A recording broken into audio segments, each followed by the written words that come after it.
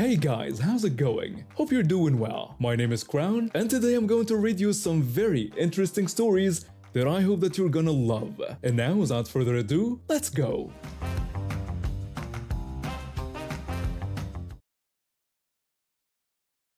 I've been working at this theme park in Indiana for 3 years now.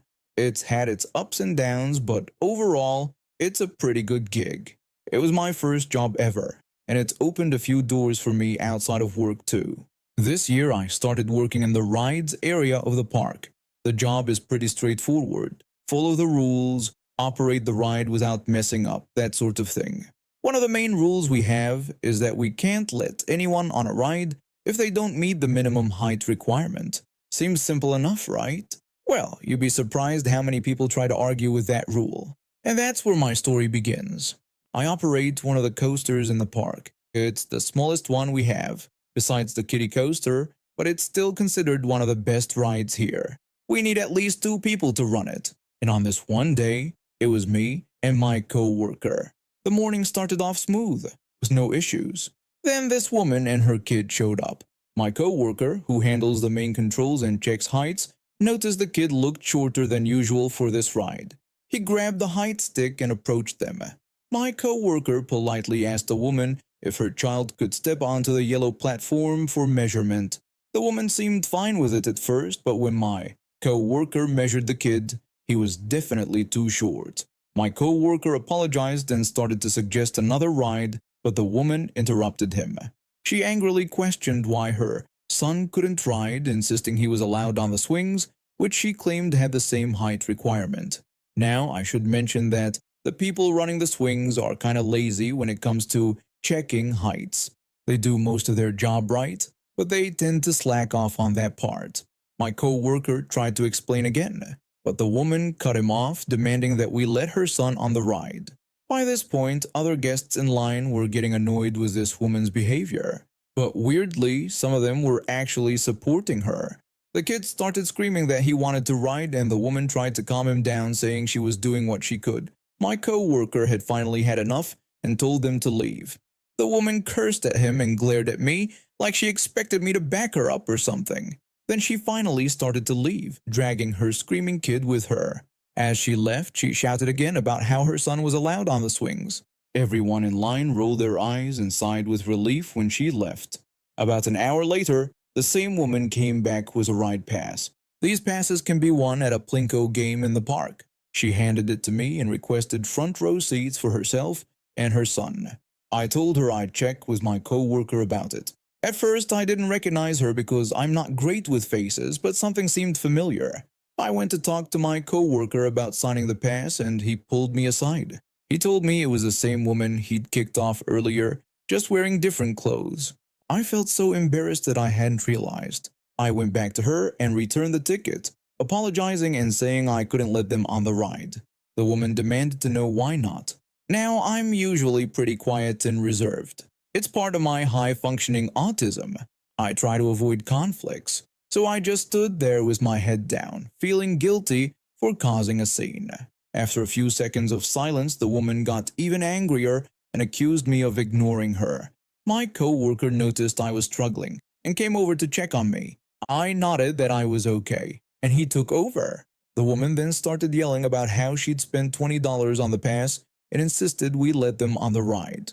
My co-worker sent me away to collect myself and told me to call security in our operations base because he knew things were about to get ugly. I didn't hear the rest of their conversation, but suddenly I heard a loud crack. I looked over while I was on the phone with security and saw my co-worker holding his face, blood everywhere. I quickly called for first aid too. By the time a manager and security arrived, the woman had disappeared with her kid. Luckily, security managed to catch up with her and escort her out of the park. I heard later that she got banned for life and arrested for assault and battery. As for my co-worker, he's taken some well-deserved time off to heal up and spend time with his dogs. I was in 11th grade, living in a country where getting into a good college is pretty much the only thing that matters. Our school year starts in March, unlike in the US, and this whole mess kicked off in January. My older brother, who's 4 years ahead of me, gave me his old computer when I was in 11th grade. It was a beast of a machine, with top-of-the-line graphics cards and a CPU that could handle pretty much any game for the next few years. The problem? In our country, doing anything other than studying in high school is practically illegal. My parents weren't thrilled about me having such a powerful computer, but I promised I wouldn't download any games until I got into college. I was always the obedient kid, so they reluctantly agreed. That October, during a big national holiday, my annoying cousins came to visit. There were two of them, one my age and one 5 years younger. These kids were known for throwing tantrums and breaking things in our house without ever paying for the damage. Being the introvert I am, I just said hello, ate lunch, and retreated to my room for a nap. I made sure to lock the door because my room was full of Legos, snacks, and of course the computer. About an hour into my nap, I woke up to the sound of laughter. To my horror, I saw my cousins had picked the lock on my door with chopsticks. They'd turned on my computer, downloaded a bunch of games, and cranked up the volume. I yelled at them, demanding to know what they were doing in my room and reminding them that I had locked it. My older cousin smugly replied that I should have locked it better, as it was too easy for him to pick. They just kept playing with those smug grins on their faces. I was furious but didn't want to cause a scene, so I just told them not to download anything sketchy. When it was time for them to leave, I saw them whispering to their mom while staring at me. I knew trouble was coming. My aunt asked me how old I was, as if she didn't know. I sarcastically reminded her that she was my aunt and should know. My mom chimed in, telling her I was in 11th grade. My aunt then questioned if I was studying hard, to which I curtly replied affirmatively. She then insinuated that I wouldn't have time to play with my computer. I explained that not playing games didn't mean I wasn't using it, as I used it for schoolwork. Ignoring my explanation, my aunt suggested that since I wasn't using it, I should give them my computer, as her boys really enjoyed it, and their computer was inferior. Before I could even respond, my mom shockingly agreed to give them my computer. I was stunned. I told them to get out and that I'd do whatever I wanted with my computer. But when I came back from studying at the library later, my computer was gone. In its place was an envelope with about $100. I screamed at my mom for letting them take it, and we barely spoke for a month. I was too busy with school to really fight about it, but I was still angry. A year later, I got into one of the best engineering universities in our country. My parents finally eased up on the restrictions, and I got about $3,000 in congratulatory money from family members, except my aunt, of course. I was planning to buy a new computer when I saw a Facebook post from my older cousin playing games on my stolen computer. I was about to let it go, but then I had an idea for revenge. I went to my mom and secretly recorded our conversation. I asked if we could get my computer back from them, explaining that I was in college now and could use it. My mom refused, saying we had already given it to them and that starting conflicts with family could be a real pain.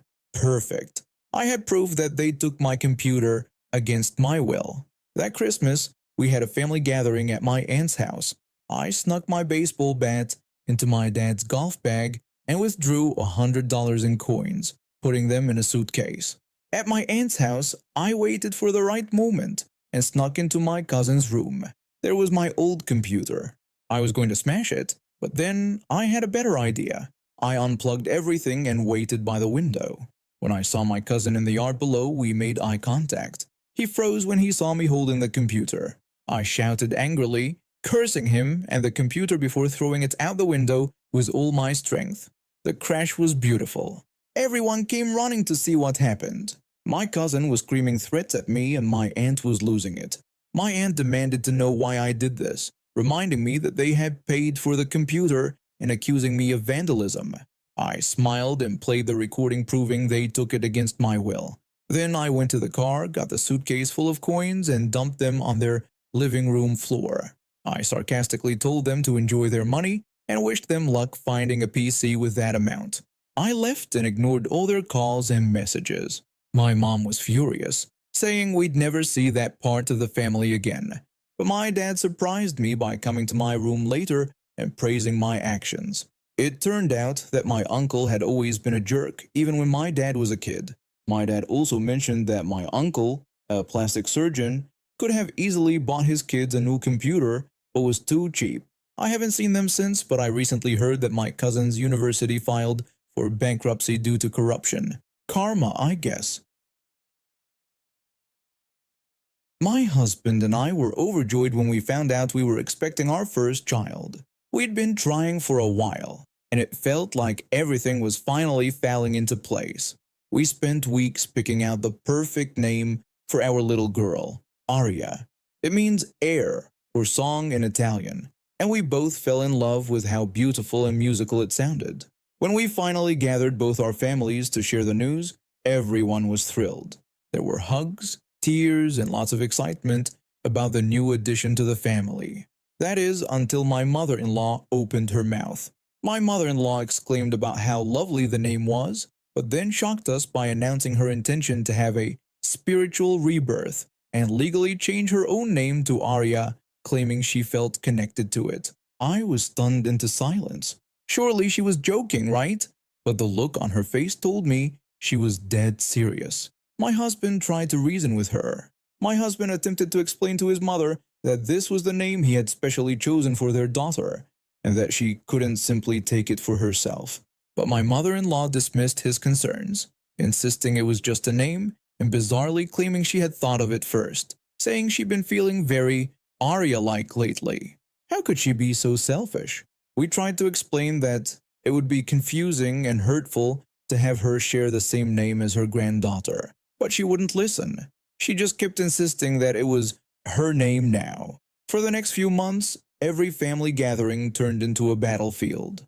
My mother-in-law would throw tantrums, claiming that we had stolen her identity by naming our unborn child Aria. She'd storm out of rooms, slam doors, and make a scene in front of everyone. During these outbursts, my mother-in-law would dramatically accuse us of stealing her name, declaring herself the real Aria, and calling our unborn baby an imposter. It was exhausting and stressful, especially while trying to prepare for our new baby. My husband and I tried everything to reason with her. We offered to help her pick a different name for her rebirth. We suggested therapy. We even considered changing our daughter's name just to keep the peace, but nothing worked. Then, just a month before my due date, we received a letter from a lawyer. My mother-in-law was suing us for intellectual property theft over the name Aria. She was demanding that we either change our daughter's name or pay her name royalties for the rest of her life. It was completely absurd. My husband pointed out the absurdity of trying to copyright a name, especially one she didn't even come up with. I agreed with him but voiced my concerns about the stress of the situation, especially with the baby due any day. We decided to fight back. We hired our own lawyer and prepared for a legal battle. It was the last thing we wanted to do, but we weren't going to let her bully us into changing our daughter's name or paying her for the privilege of using it. The day of the court hearing arrived, and I was a nervous wreck. I was 39 weeks pregnant and felt like I could go into labor at any moment. As we sat in the courtroom, my mother-in-law glared daggers at us from across the aisle. The judge asked for clarification, seemingly incredulous that my mother-in-law was actually suing us over the name we'd chosen for our unborn child. My mother-in-law confirmed this to the judge, dramatically claiming we had stolen her identity and that she was the true Aria. Our lawyer presented our case, explaining how ridiculous and baseless the lawsuit was. To our relief, the judge seemed to agree. The judge addressed my mother-in-law, noting the absurdity of her claim and pointing out that she couldn't claim ownership over a name, especially one she didn't create and that we had chosen before she expressed any interest in it. He then dismissed the case. My mother-in-law let out a shriek of outrage and had to be escorted from the courtroom. As we left, feeling relieved but emotionally drained, I felt a sharp pain in my abdomen. My water broke right there on the courthouse steps. 12 hours later, our beautiful daughter Aria was born. As I held her in my arms, all the stress and drama of the past few months melted away. She was perfect, and her name suited her perfectly. We didn't hear from my mother-in-law for several weeks after that. When she finally reached out, it was with a begrudging apology and a request to meet her granddaughter. We agreed, but with strict boundaries in place. When she arrived at our house, she was carrying a gift and looking sheepish. My mother-in-law apologized for her behavior, admitting she didn't know what had come over her. She then asked if she could meet little Arya. When I placed my daughter in her arms, I saw my mother-in-law's expression soften. For the first time, she seemed to realize how ridiculous she had been. My mother-in-law acknowledged that our daughter truly embodied the name Arya, admitting how silly she had been to think she could ever be as special as her. It wasn't a perfect ending, but it was a start. We still had a lot of healing to do as a family, but at least now we could focus on what really mattered. Our little Arya, who had brought so much joy and music into our lives despite all the chaos that preceded her arrival. I've been working at this marketing firm for about 3 years now. I started as a junior copywriter and worked my way up to senior copywriter. I always kept my head down, did my work, and tried to stay out of office politics. A few months ago, our team leader announced she was leaving for another company. That meant her position was up for grabs. I didn't think much of it at first, but my boss called me into his office one day and told me he was considering me for the promotion. I was thrilled, of course. It would mean a significant pay raise and more responsibility. I thanked him for the opportunity and promised to work even harder to prove I was the right choice. What I didn't know was that my co-worker, let's call her Karen, had overheard our conversation.